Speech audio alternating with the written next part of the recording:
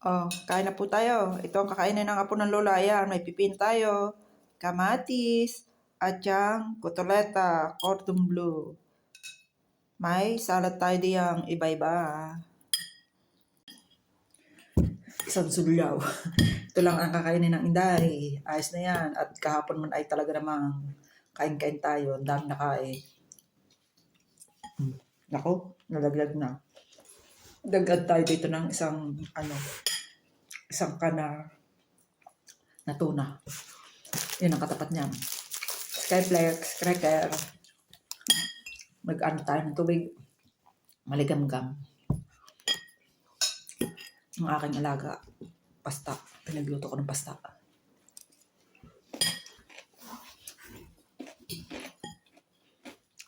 Nilagyan ko rin to ng yung escalonyong na utal na naman. Sibuyas na sarila. Kabaak-laang.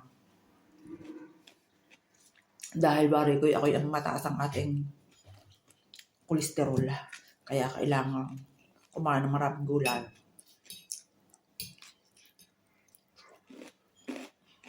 Sibuyas yung ginahit ko ng maninipis.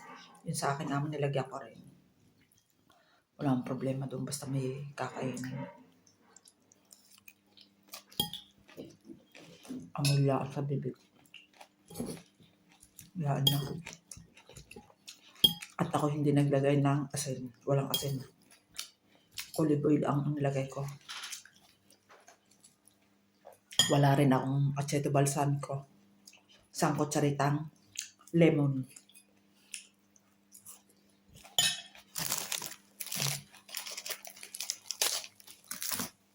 Yung kamatis natin isa.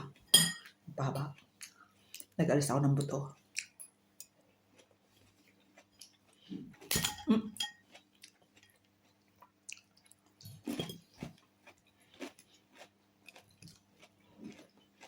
Yun ang ating kotoleta.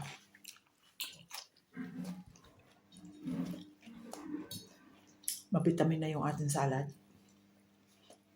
May carrots din yan. Inabibili ng ano na pronto na.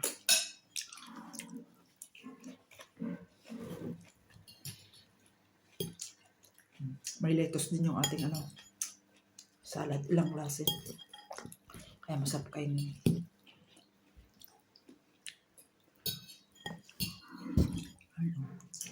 Ito no.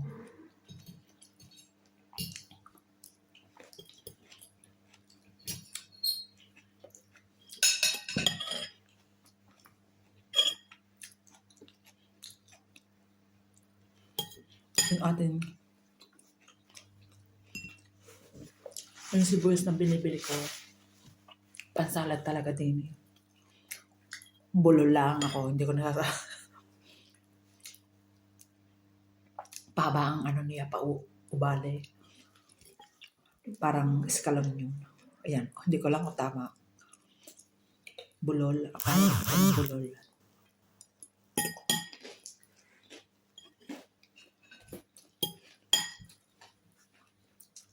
Sige na guys, thank you for watching.